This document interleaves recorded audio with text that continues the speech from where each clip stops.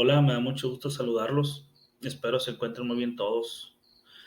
En esta bonita ocasión vamos a hablar sobre el tema de cinemática. Mis compañeras y yo hemos preparado algo especial para ustedes. Es una presentación que hicimos con mucho cariño. El equipo está conformado por López Silvas, Leticia Angélica, Santos Caro Elisa y su servidor González González Rogelio. Comenzamos. Pues bien, aquí tenemos la lista de contenidos. En general, pues el tema cinemática, tratamos de abarcar de todo un poquito, vamos a ver conceptos importantes. Tenemos algunos ejemplos, aquí vemos el movimiento, vemos sistema de referencia, hablaremos sobre la distancia, el desplazamiento, la trayectoria, la rapidez, la velocidad y sobre todo haremos hincapié en la diferencia entre estos dos últimos mencionados. Hablaremos sobre el tiempo, la aceleración, la mecánica y todo lo que se relaciona con este término, con este tema tan amplio.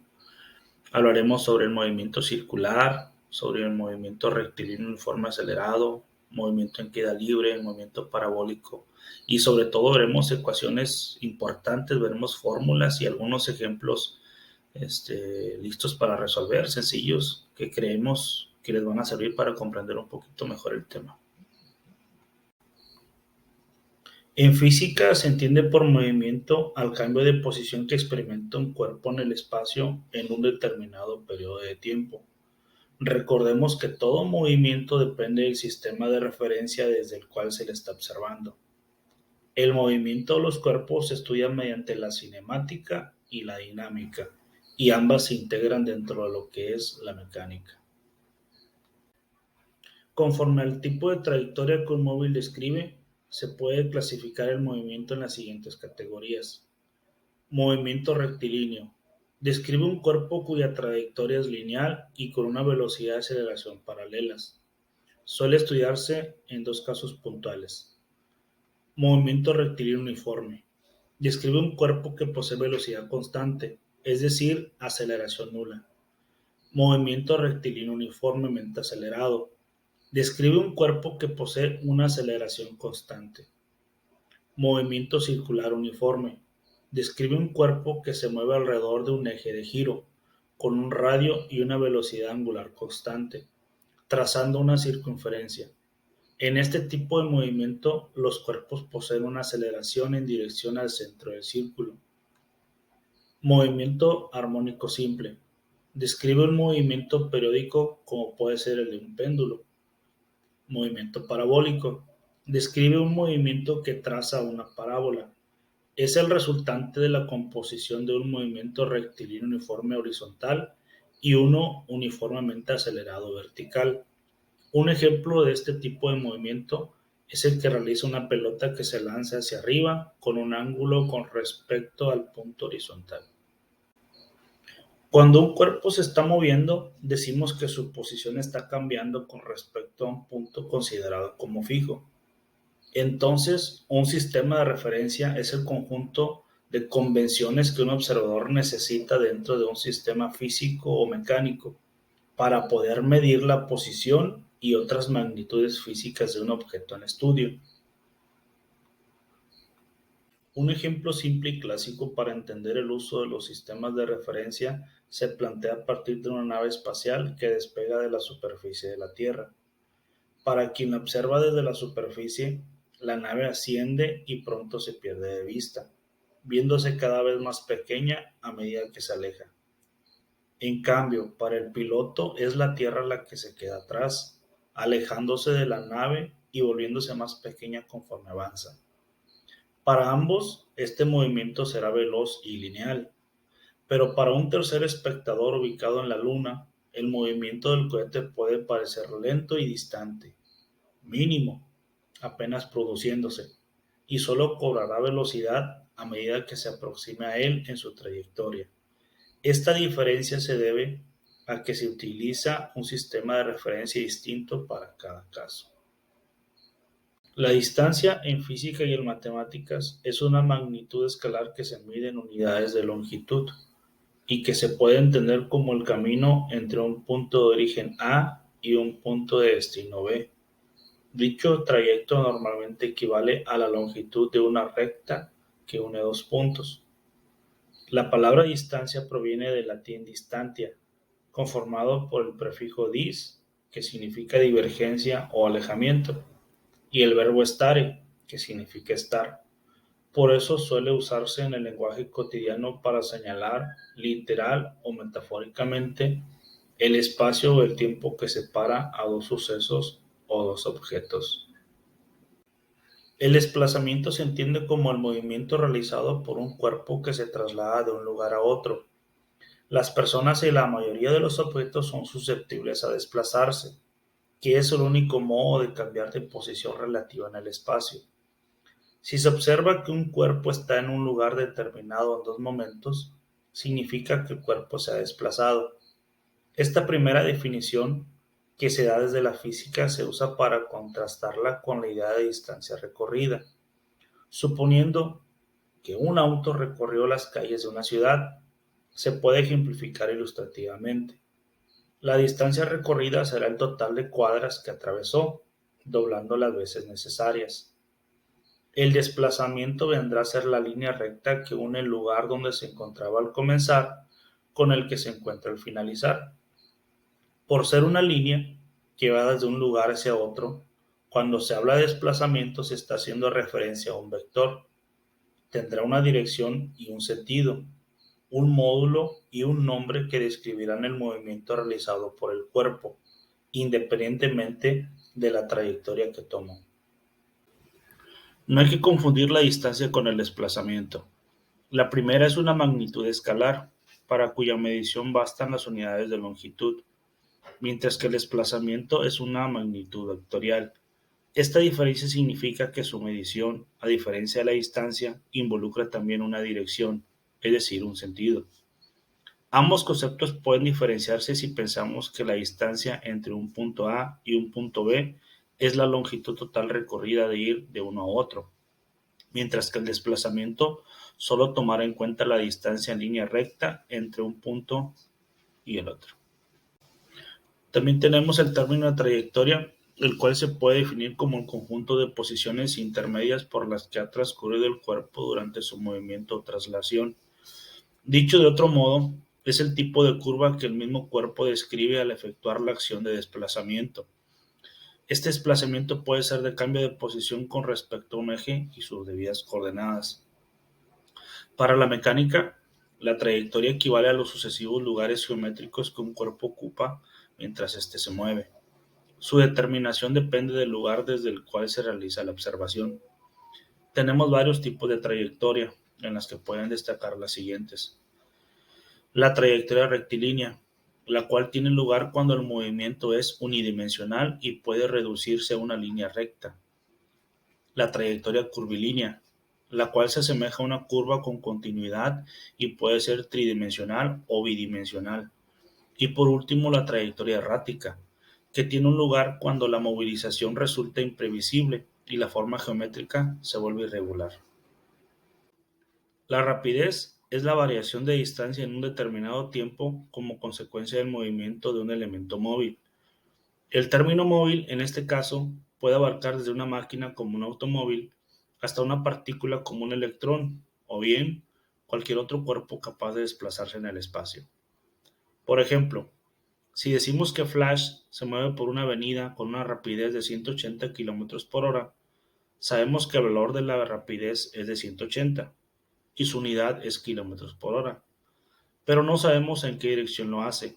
Es decir, que una vez transcurrido cierto tiempo, sabremos qué distancia recorrió, pero no su ubicación o la dirección de dicho desplazamiento. La velocidad puede definirse como la cantidad de espacio recorrido por unidad de tiempo con la que un cuerpo se desplaza en una determinada dirección y sentido. Se trata pues de un vector cuyo módulo, su valor numérico, se puede calcular mediante la siguiente expresión. Velocidad es igual a distancia sobre tiempo. Tenemos que las unidades más empleadas son kilómetros por hora, metros sobre segundos y millas por hora. Aristóteles fue el primero en estudiar todos los fenómenos físicos del término sin agregarle un concepto específico.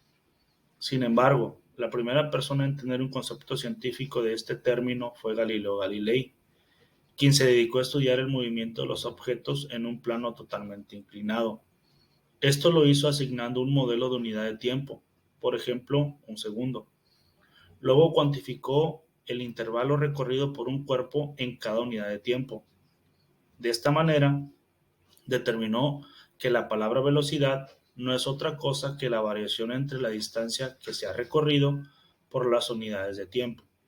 Sin embargo, cada una de sus explicaciones solo lograban describir los fenómenos que eran inherentes a los movimientos, pero no se usaban las matemáticas como base o como herramienta. Esto hizo que años más tarde sus teorías fueran incorrectas. Vamos a analizar la diferencia entre dos conceptos clave, la rapidez y la velocidad. La rapidez es una magnitud escalar. Esto significa que tiene un valor y una unidad, pero no una dirección. La rapidez entonces es el valor absoluto de la velocidad, mientras que la velocidad es una magnitud vectorial, cuenta con un valor, la unidad y una dirección.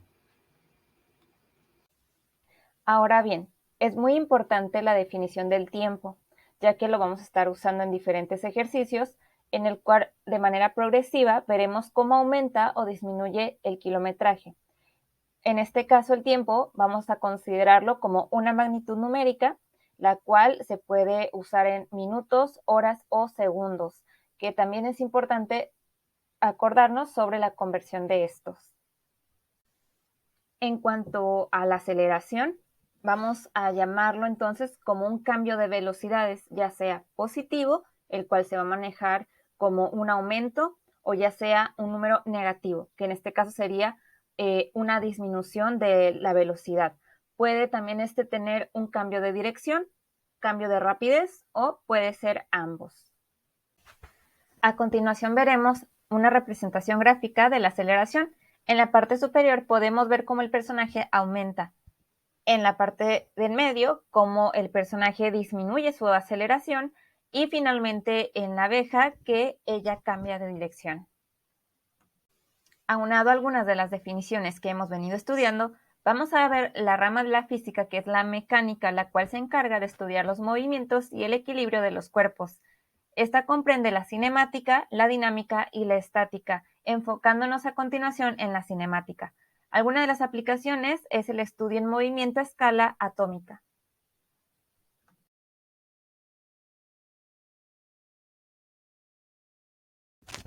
Entonces, ¿qué es la cinemática?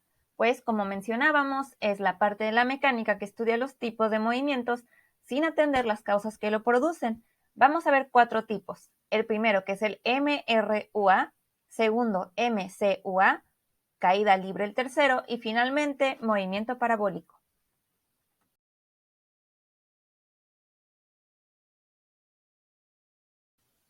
Pero, ¿qué significa MRUA? Estas letras significa movimiento rectilíneo uniformemente acelerado, que es aquel movimiento que se desplaza sobre una trayectoria recta, estando sometido a una aceleración constante. Veremos algunas de las primeras fórmulas.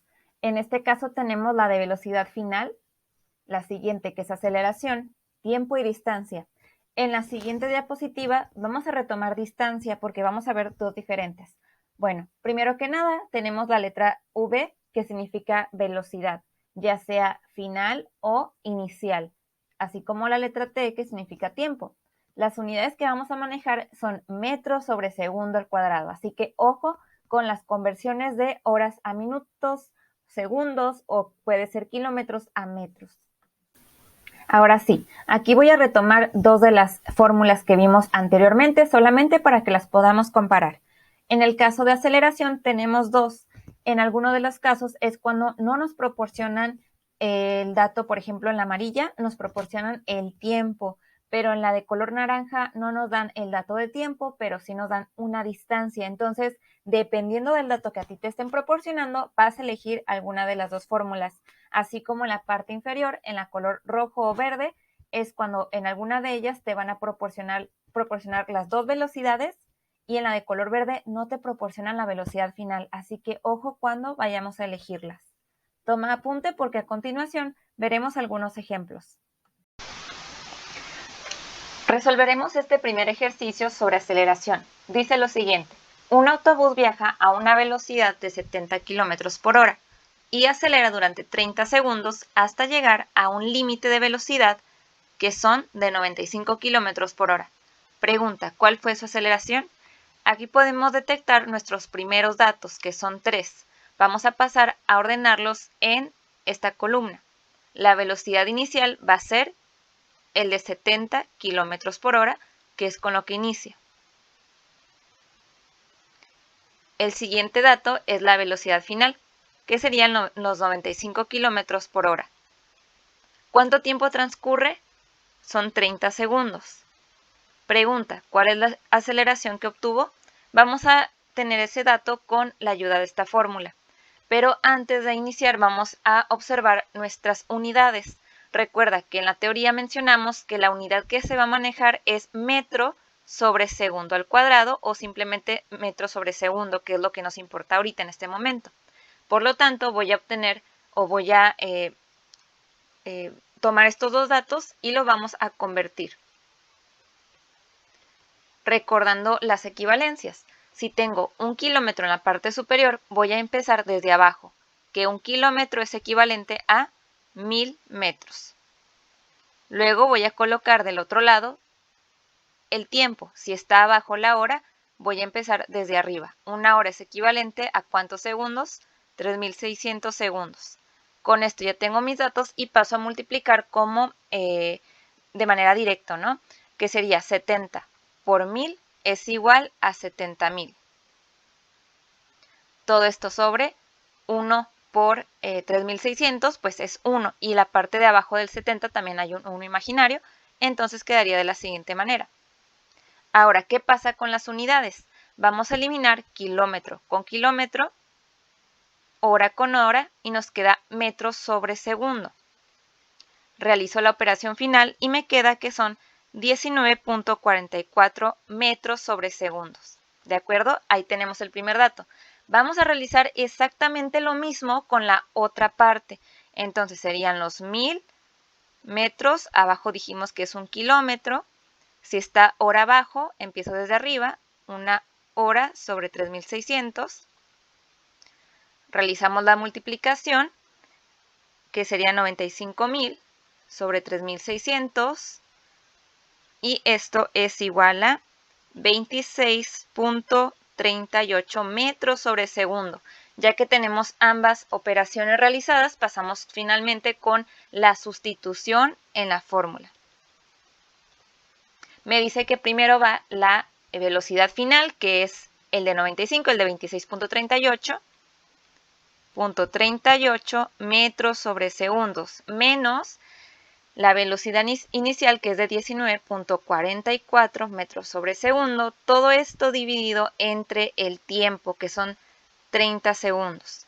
Finalmente, realizando la operación, nos va a quedar que la aceleración es igual a 0.23 metros sobre segundo al cuadrado, recordando que es la unidad que vamos a estar manejando. ¿De acuerdo? Cualquier duda, pues podemos abrir una área de preguntas. Vamos con el segundo ejemplo, en el cual se habla de un tren que viaja a una velocidad de 32 metros sobre segundo y se detiene por completo después de haber recorrido 140 metros. La pregunta es cuál fue su aceleración y en cuánto tiempo se detuvo. Vamos a desglosar nuestros datos: la velocidad inicial, velocidad final, la distancia recorrida, la aceleración que queremos conocer y el tiempo también. Como tenemos aquí el dato que es el de tiempo, no lo tenemos, vamos a tener que usar esta fórmula que aparece. Si la comparas un poco con la otra fórmula de aceleración, te darás cuenta que aparte de los cuadráticos, en la parte inferior se divide entre tiempo. En este caso, como no tenemos el dato de tiempo, vamos a usar para distancia. La segunda fórmula que vamos a ocupar es la de distancia, que en este caso, como nos falta el tiempo y es lo que queremos conocer, de este dato vamos a despejar y nos va a quedar de la siguiente manera. ¿Ok? Ya a partir de eso vamos a sustituir nuestros datos. Vamos con aceleración. Tenemos primero la final, elevada al cuadrado menos la inicial, velocidad inicial, también se va a elevar al cuadrado. Todo esto dividido por el producto de 2 por 140 metros, lo cual nos va a quedar que tiene como aceleración un número negativo. Ojo, ¿qué significa esto? Esto significa como el tren iba deteniéndose, lo hace a una razón de menos 3.66 metros sobre segundo al cuadrado. Aquí lo agregamos como una nota que indica que es desaceleración o frenado. Por último, con la fórmula de tiempo, vamos a despejar con distancia 140 metros sobre los datos de velocidad inicial más velocidad final, dividido entre 2, lo cual nos da un tiempo en el cual se logra detener en 8.75 segundos. Y con esto terminamos el segundo ejemplo.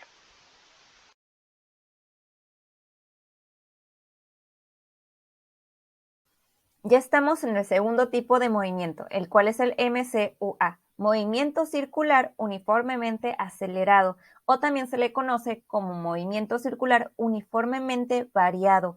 Es un movimiento de trayectoria circular en el que la aceleración angular es constante. Vamos a ver algunas de las aplicaciones, por ejemplo, cuando prendes el abanico y este inicia de manera lenta hasta llegar a su punto constante, pero cuando lo apagas empieza a bajar la velocidad. También lo puedes ver cuando vas manejando el automóvil y la rueda empieza a desacelerar cuando llegas a un semáforo en rojo. Vamos a ver algunos ejemplos para que tomes nota de cómo se pueden usar algunas de las fórmulas que también vamos a ver. Antes de pasar a la lista de fórmulas, vamos a aclarar dos definiciones. La primera de ella es la rapidez angular. Esta indica el ángulo que el radio de giro barre por cada unidad de tiempo. ¿Ok? Aquí en lo regular vamos a estar viendo datos en pi por radian sobre segundo. Para la otra parte, que es la velocidad tangencial, vamos a recordar lo que es la magnitud vectorial. Para la magnitud vectorial vamos a necesitar lo que es la intensidad y una dirección. En este caso vamos a estar manejando metros sobre segundo como unidad principal. Muy bien, las fórmulas que manejaremos en esta temática se dividen en dos tipos, la angular y la tangencial principalmente. Vamos a leer esta lista de arriba hacia abajo para entender cómo se leen las nomenclaturas. Tenemos lo que parece una W que se lee como omega. En este caso sería la rapidez inicial. Después tenemos omega F, que es la rapidez final. La siguiente es alfa, aceleración, T, tiempo, teta, desplazamiento. Lo que aparecen dentro de los paréntesis son las unidades que vamos a manejar. ¿Por qué es importante saber esto? Porque en este caso, antes de trabajar un ejercicio, vas a ver si es necesario convertir las unidades. En la última parte tenemos lo que es la V, que significa velocidad, velocidad final, velocidad inicial, lo que sería la aceleración tangencial, tiempo y longitud de arco. E igualmente dentro de los paréntesis manejamos metros sobre segundo, así que mucho ojo. Veamos algunos de los ejemplos. Revisemos el siguiente ejemplo. Un ventilador gira con 10 pi radianes sobre segundo. Se desconecta y desacelera con un movimiento circular uniformemente variable, deteniéndose luego de 20 segundos. ¿Cuántas vueltas dio hasta detenerse? Vamos a marcar nuestros datos, el primero siendo la rapidez angular, que son los 10 pi radianes sobre segundo, el tiempo en el que gira y la rapidez angular final. Vamos a encontrar el desplazamiento angular entonces por medio de este símbolo. La fórmula la vamos a encontrar en la tabulación de datos angulares. Realizamos la sustitución de datos y nos queda de la siguiente manera. 10 más 0, pues nos queda 0, y entre 2 son 5 pi por 20, 100 pi.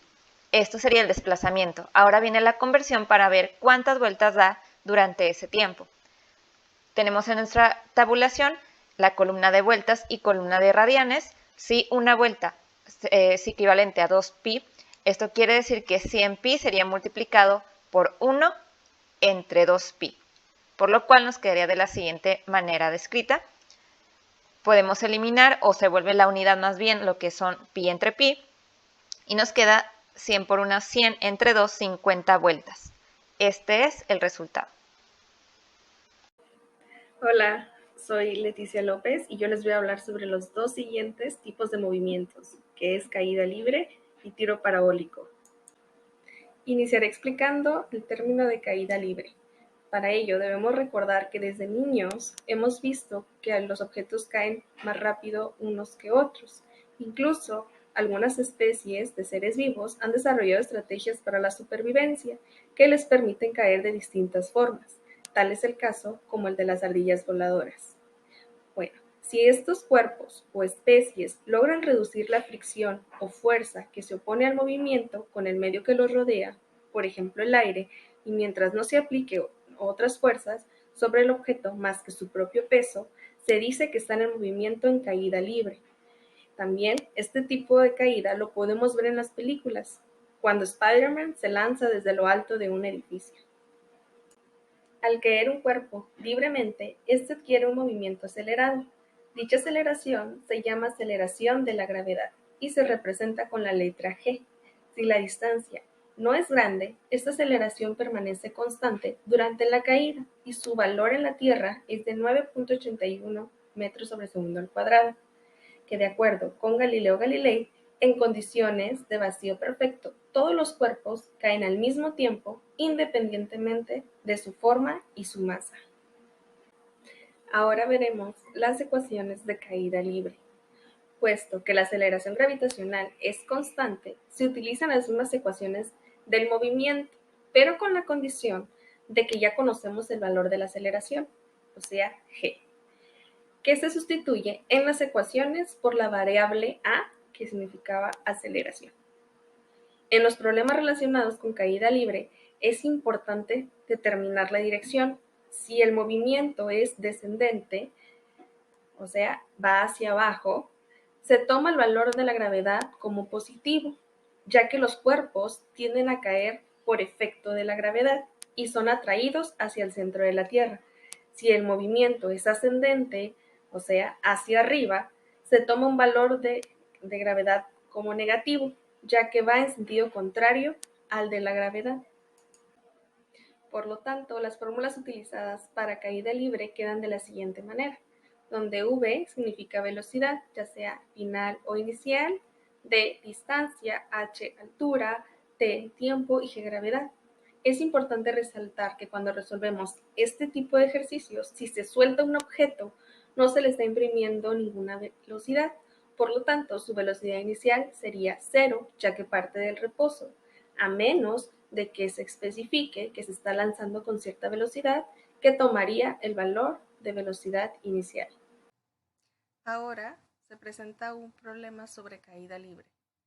Para ello vamos a tomar un fragmento de la película de Spider-Man y dice lo siguiente. Gwen Stacy cae de un edificio de 80 metros de altura y se impacta en el suelo en un tiempo de 15 segundos, provocándole la muerte. Inciso A. Calcula la velocidad con la que Gwen Stacy impactó sobre el suelo. Para ello debemos de tomar como referencia todos los datos que nos están dando. Entonces, la velocidad inicial sería igual a 0. Vamos a considerar que parte del reposo, ya que no se está explicando o no se menciona que se le imprime alguna velocidad inicial. La aceleración gravitacional es de 9.81 metros sobre segundo al cuadrado. El tiempo en que tarda su caída es de 15 segundos.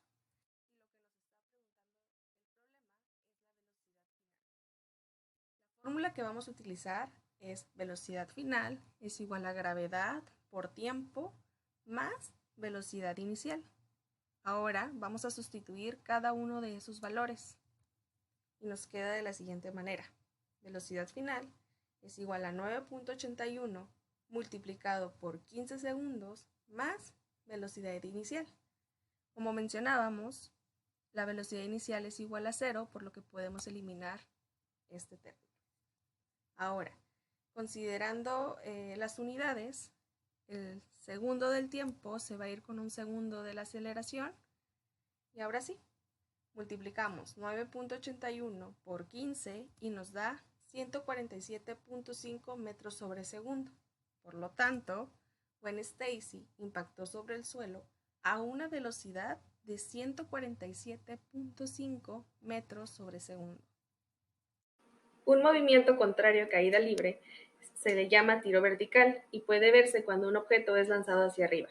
El tiempo que tarda en llegar a su altura máxima será exactamente el mismo en retomar en caída libre.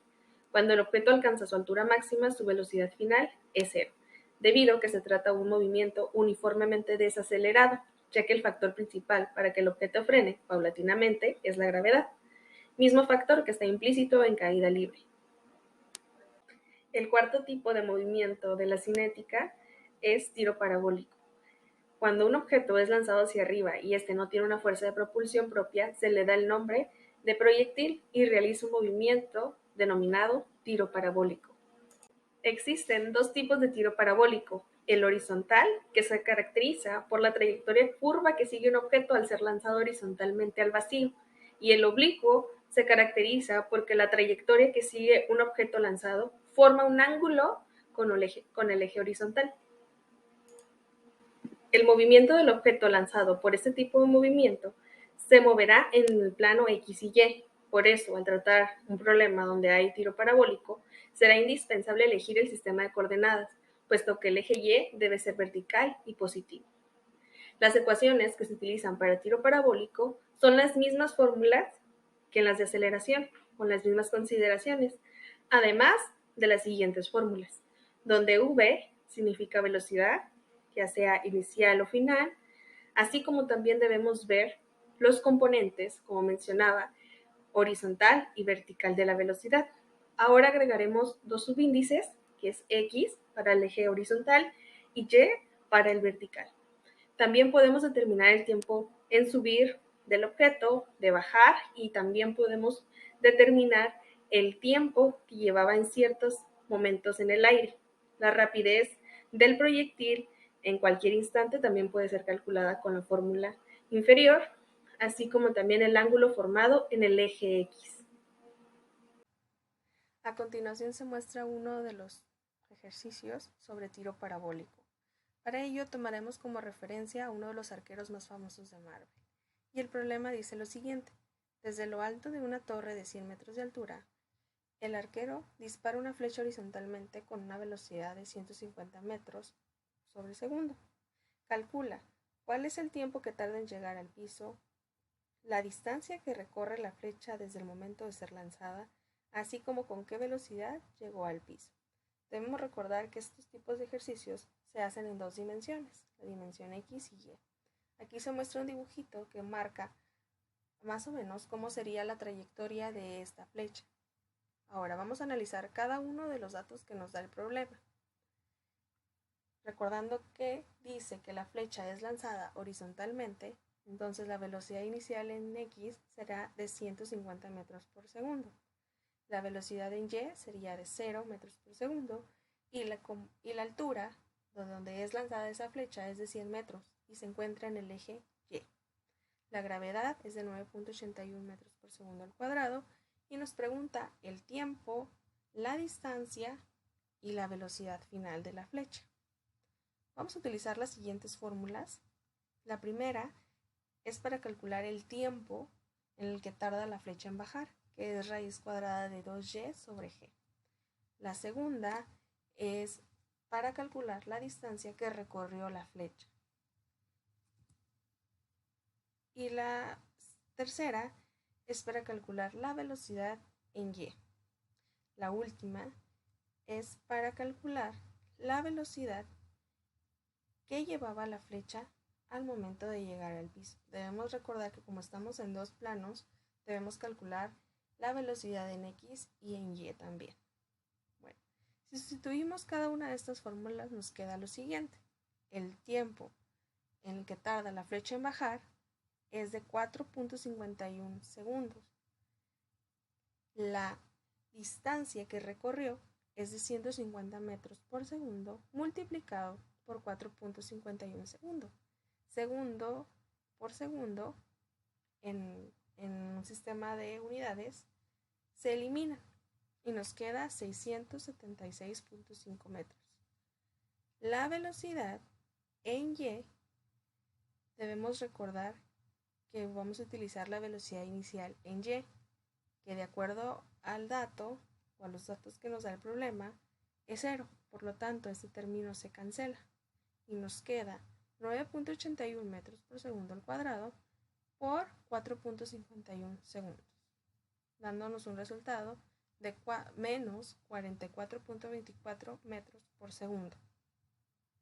Finalmente, para calcular la velocidad a la que llegó la flecha, es raíz cuadrada de la velocidad en x al cuadrado, que son 150 metros por segundo, más la velocidad en y, que es la que determinamos hace un momento, que es menos 44.24 metros por segundo.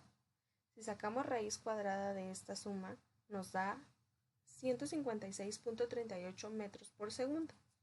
En conclusión, la flecha tardará 4.51 segundos en llegar al piso después de recorrer 676.5 metros y llegará al mismo con una velocidad de 156.38 metros por segundo.